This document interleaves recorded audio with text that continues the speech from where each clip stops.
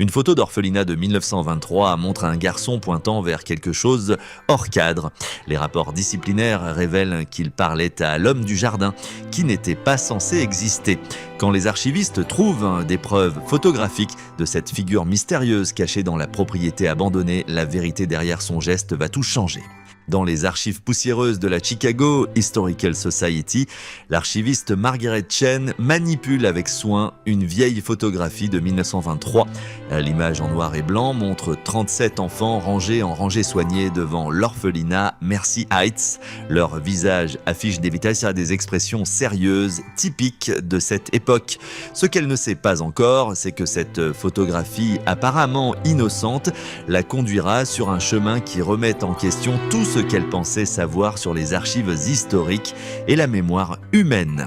La photographie leur a été donnée par la famille d'Ellanena Whitmore, une femme de 94 ans décédée 3 mois plus tôt. Parmi ses affaires, les membres de sa famille ont trouvé des boîtes de papier liées à son travail comme réformatrice sociale dans les années 1920.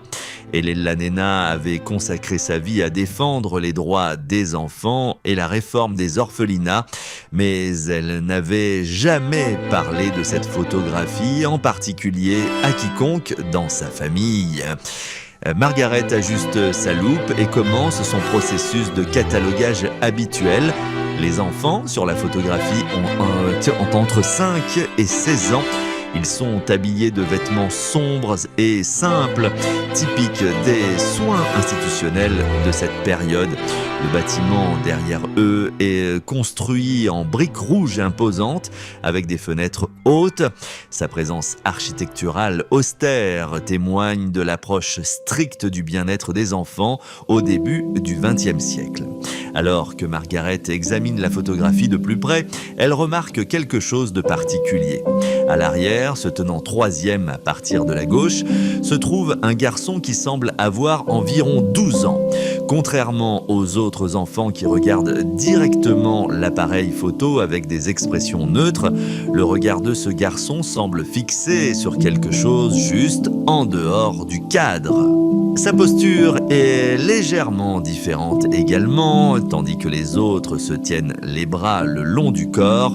Sa main gauche semble pointer subtilement vers le bord droit de la photographie. Margaret prend note de ce détail et continue son examen.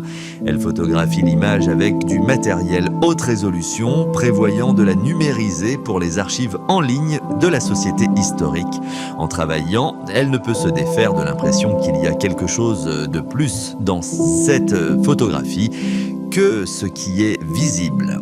Plus tard dans la soirée, Margaret décide de faire des recherches sur l'orphelinat Mercy Heights. L'institution a fonctionné de 1889 à 1959 dans le côté sud de Chicago, logeant des centaines d'enfants au cours de ces 7 décennies d'activité. L'orphelinat était connu pour sa discipline stricte et ses conditions spartiates, mais aussi pour son taux de mortalité relativement bas par rapport à d'autres institutions de l'époque. Margaret découvre que l'orphelinat tenait des dossiers détaillés et beaucoup de ces documents ont été préservés dans diverses archives de Chicago. Elle prend des rendez-vous pour visiter ces lieux, espérant trouver plus d'informations sur les enfants de la photographie. Elle souhaite également en savoir plus sur le contexte dans lequel elle a été prise. Le lendemain matin, Margaret arrive aux archives de la ville de Chicago où elle rencontre l'archiviste senior David Rodriguez. David travaille avec des documents historiques depuis plus de 20 ans et s'intéresse particulièrement aux institutions de bien-être social du début des années 1900. Les dossiers de Mercy Heights sont assez complets, explique David en conduisant Margaret à travers la zone de stockage climatisée. Ils ont documenté tout. Admission, départ, actions disciplinaires, progrès éducatifs, même dossiers médicaux. Les administrateurs étaient très minutieux. Et David sort plusieurs boîtes de documents de 1923. Margaret explique la photographie et son intérêt à identifier les enfants représentés.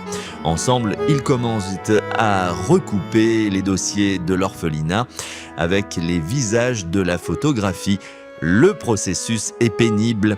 Ils examinent les dossiers d'admission à la recherche d'enfants qui auraient été à l'orphelinat en 1923 et dont les âges correspondent à ceux de la photographie. Peu à peu, ils commencent à identifier certains des enfants. Il y a Maria Sullivan, âgée de 8 ans, admise après que ses parents soient morts dans un incendie d'immeuble.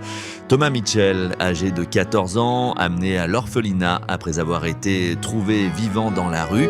Sarah Kowalski, âgée de 6 ans, dont les parents immigrés ne pouvaient pas se permettre de s'occuper d'elle.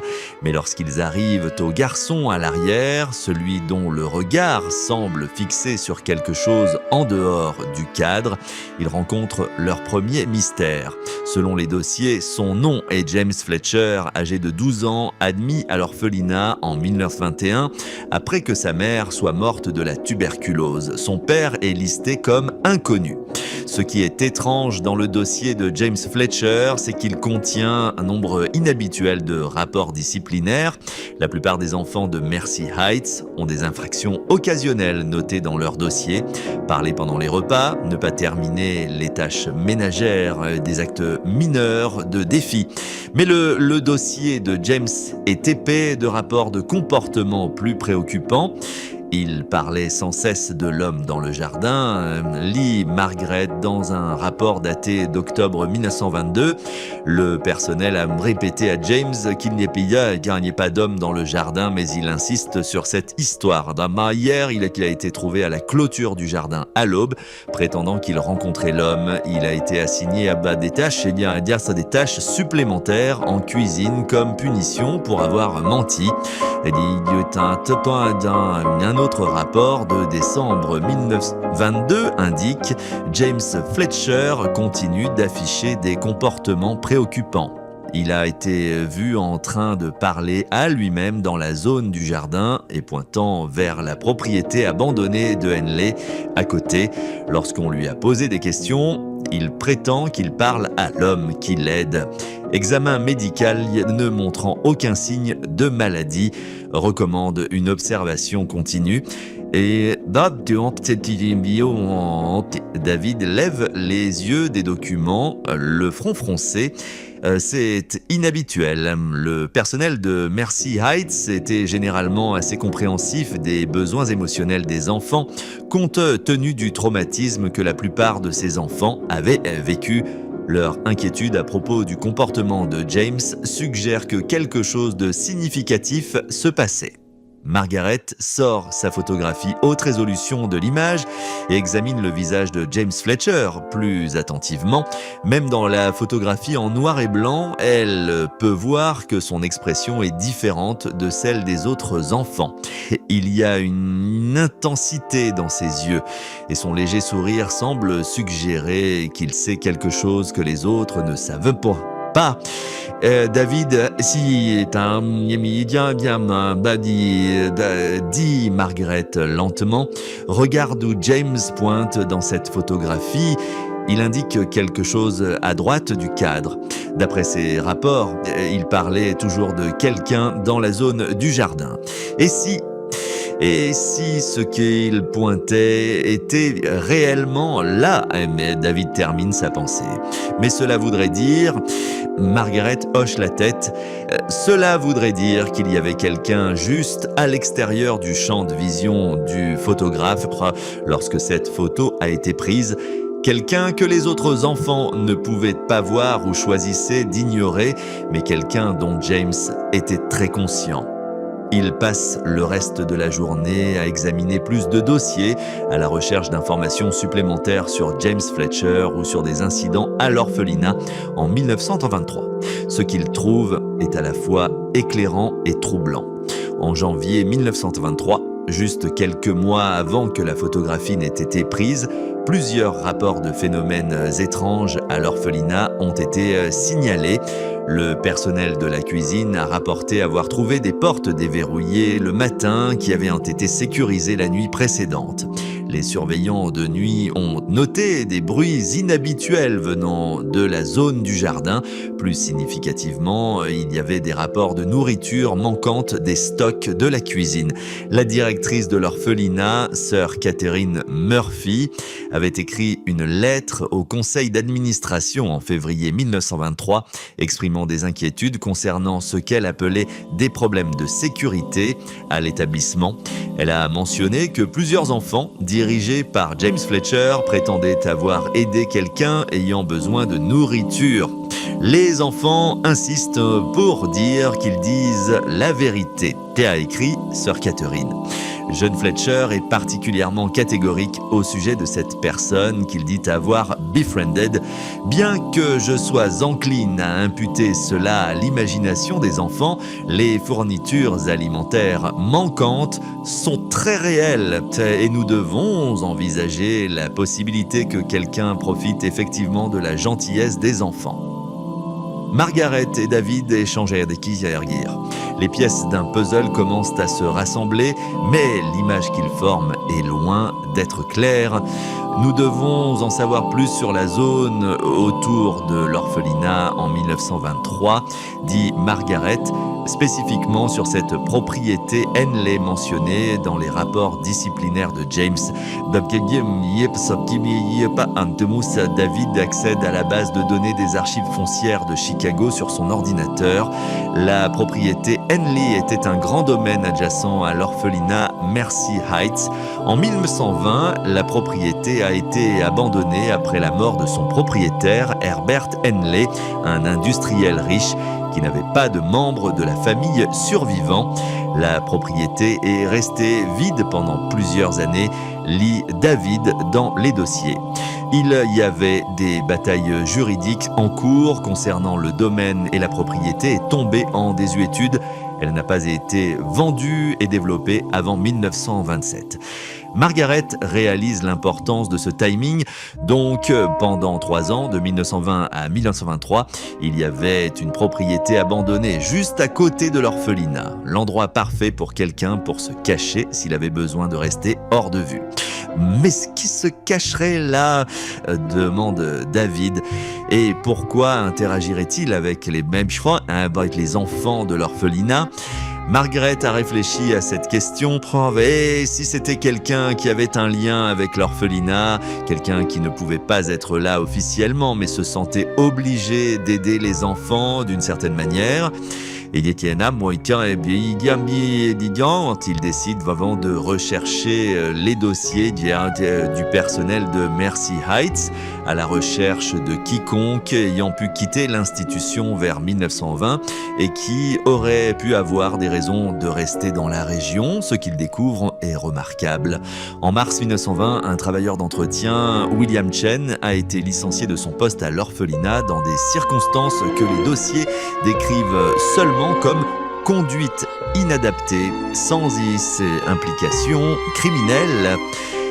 William avait travaillé à Mercy Heights pendant 8 ans et était bien aimé tant par le personnel que par les enfants. Margaret note que William Chen partage son nom de famille, bien qu'elle soit certaine qu'il n'y a pas de lien familial. Chen n'est pas un nom rare, dit-elle.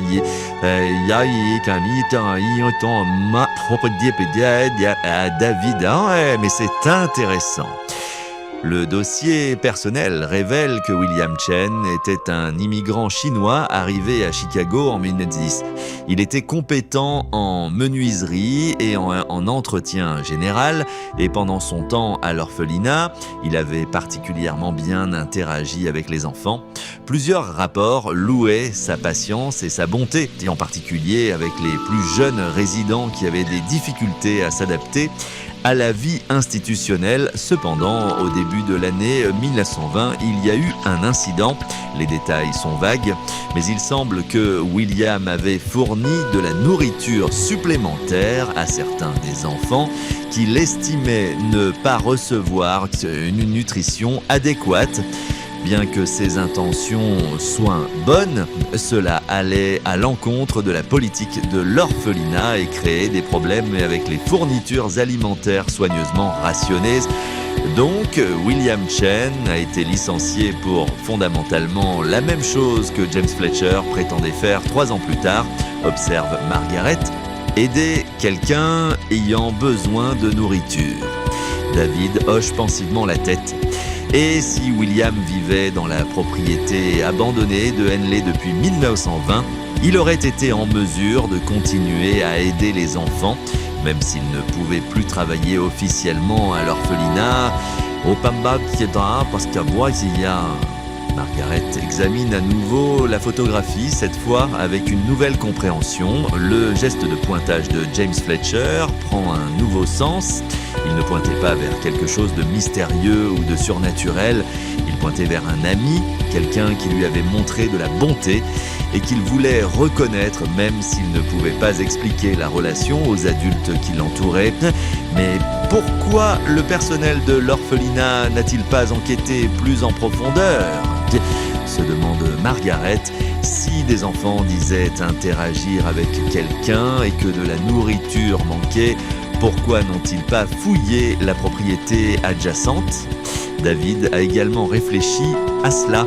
Souviens-toi, c'était en 1923, le sentiment anti-immigré était très fort, en particulier contre les immigrants chinois. Si le personnel de l'orphelinat soupçonnait que William Chen était toujours dans les parages, il pourrait avoir hésité à s'impliquer avec les autorités locales. Cela aurait créé un scandale qui aurait pu nuire à la réputation de l'institution. Margaret réalise que David a probablement raison. L'orphelinat dépendait des dons et du soutien de la communauté. Un scandale impliquant un travailleur chinois licencié aurait été dévastateur pour leur financement et leur image publique. Alors, ils ont choisi de gérer cela discrètement, dit Margaret. Ils ont discipliné les enfants pour avoir menti sur l'homme dans le jardin, mais ils n'ont pas vraiment essayé d'arrêter ce qui se passait. Au cours des jours suivants, Margaret devient de plus en plus absorbée par l'histoire de James Fletcher et de William Chen. Elle retourne aux archives de la Chicago Historical Society et commence à chercher d'autres photographies de Mercy Heights qui pourraient fournir plus d'indices. Dans une boîte de matériaux donnée par une autre famille, elle trouve 3 autres photographies de l'orphelinat, toutes prises durant l'été 1923. Dans 2 des photographies, elle peut clairement voir James Fletcher et dans les 2 images, son attention semble être dirigée vers quelque chose en dehors du cadre, mais c'est la 3e photographie qui fournit l'avance dont Margaret avait espéré. Cette image montre un groupe d'enfants travaillant dans le jardin potager de l'orphelinat. À l'arrière-plan, à peine visible parmi la végétation envahissante de la propriété adjacente, elle peut discerner la silhouette partielle d'un homme. Margaret utilise un logiciel d'amélioration numérique pour agrandir et clarifier cette section de la photographie. La silhouette est définitivement celle d'un homme adulte portant des vêtements de travail simples et semblant être d'âge moyen. Plus important encore, il semble observer les enfants avec une expression bienveillante. Cela doit être William Chen, dit Margaret à David lorsqu'elle lui montre l'image améliorée. Il était toujours dans la région en Yabtin 3, probablement vivant dans la maison abandonnée de Henley, et il maintenait une sorte de relation avec les enfants de l'orphelinat. David est d'accord, mais soulève une question importante.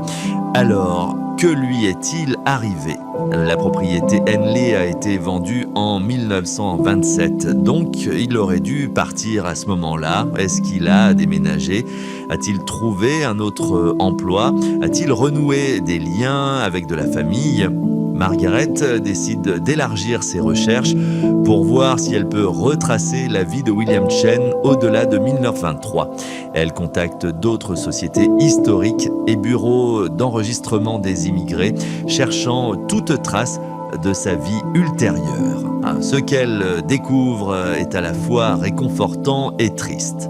En 1928, William Chen apparaît dans les dossiers du Society d'une association bienveillante chinoise à San Francisco. Il s'était rendu vers l'ouest et avait trouvé du travail comme menuisier, ouvrant finalement un petit atelier de réparation de meubles à Chinatown. Plus remarquablement, William s'était marié en 1930 et avait eu 3 enfants. Les dossiers montrent qu'il menait une vie tranquille et productive jusqu'à sa mort en 1967, à l'âge de 18 ans. Son avis de décès dans un journal de langue chinoise le décrit comme un homme aimable qui n'a jamais oublié les enfants qu'il avait aidés à Chicago. Mais la découverte la plus touchante provient d'une lettre que Margaret trouve dans les archives de la Société historique chinoise de San Francisco. En 1954, William Chen avait écrit à un ami au sujet de son temps à Chicago. Dans la lettre, il mentionne son travail à l'orphelinat Mercy Heights et son licenciement. « J'étais triste de quitter les enfants, écrivait-il en chinois, mais je ne pouvais pas complètement les abandonner. Pendant plusieurs années, je suis resté dans les parages et j'ai aidé quand je le pouvais. Il y avait un garçon, James, qui comprenait que parfois les adultes doivent s'entraider, même lorsque les règles disent que nous ne pouvons pas. J'espère qu'il a retenu cette leçon en grandissant. » Margaret réalise que cette lettre confirme tout ce qu'elle et David avaient théorisé sur la relation entre William Chen et James Fletcher, mais elle veut toujours savoir ce qui est arrivé à James lui-même. Retracer la vie de James Fletcher s'avère plus difficile. Les dossiers de l'orphelinat montrent qu'il a quitté Mercy Heights en 1925 à l'âge de 14 ans, comme c'est typique pour les garçons jugés assez âgés pour travailler. Il a été placé avec une famille à Milwaukee qui avait besoin d'aide sur leur ferme. Après cela, la trace de James Fletcher devient difficile à suivre. Margaret examine les dossiers de la ville de Milwaukee, les dossiers d'enrôlement militaire et les données des recensements. Mais James semble avoir mené une vie tranquille qui a laissé peu de traces officielles. Enfin, par l'intermédiaire d'un site web de généalogie, Margaret entre en contact avec une femme nommée Patricia Fletcher Thompson qui croit que James Fletcher pourrait avoir été son grand-père. Patricia vit à Denver et accepte de parler avec Margaret par téléphone. « Mon grand-père Jim n'a que rarement parlé de son temps à l'orphelinat », raconte Patricia à Margaret, mais quand il le faisait, il mentionnait toujours un homme chinois qui avait été bienveillant envers lui. Il a dit que cet homme lui avait appris que aider les autres était plus important que de suivre les règles et que cette leçon avait façonné toute sa vie. Patricia explique que James Fletcher avait effectivement travaillé dans une ferme à Milwaukee jusqu'à 18 ans, puis avait déménagé dans le Colorado où il a trouvé un emploi dans l'industrie minière. Il s'est marié jeune, a eu 4 enfants et a passé sa vie discrètement à aider les autres dans sa communauté. Il ramenait toujours des animaux errants ou aidait des voisins qui avaient des difficultés, dit Patricia. Ma grand-mère avait l'habitude de plaisanter en disant qu'il ne pouvait pas voir quelqu'un dans le besoin sans essayer d'aider.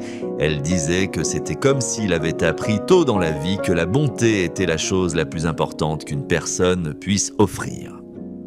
James Fletcher est mort en 1982 à l'âge de 73 ans, entouré d'une grande famille élargie qui se souvenait de lui comme d'un homme doux et généreux, qui n'a jamais mal parlé de quiconque et qui a toujours trouvé des moyens d'aider ceux qui étaient moins chanceux. Margaret éprouve une profonde satisfaction alors qu'elle assemble cette histoire. Le détail est caché dans la photographie. Le geste de pointage de James Fletcher l'a amené à découvrir une belle histoire de connexion humaine et de bonté qui transcende les règles officielles et les barrières raciales des années 1920. La photographie elle-même prend un nouveau sens.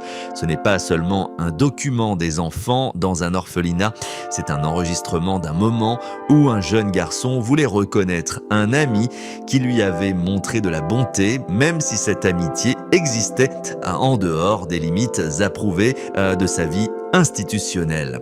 Margaret prépare son rapport final pour la Chicago Historical Society, documentant non seulement la photographie, mais l'ensemble de l'histoire qu'elle a révélée. Elle inclut des copies de tous les dossiers qu'elle a trouvés, les images améliorées montrant William Chen en arrière-plan et les informations sur la vie ultérieure de ces deux hommes. Mais alors qu'elle rédige sa conclusion, Margaret réalise que l'histoire soulève d'importantes questions sur la façon dont nous interprétons les documents historiques. Combien d'autres photographies contiennent des détails cachés qui révèlent des histoires inexprimées, de connexions humaines? Combien de dossiers officiels ont échoué à capturer la complexité totale des vies et des relations des gens?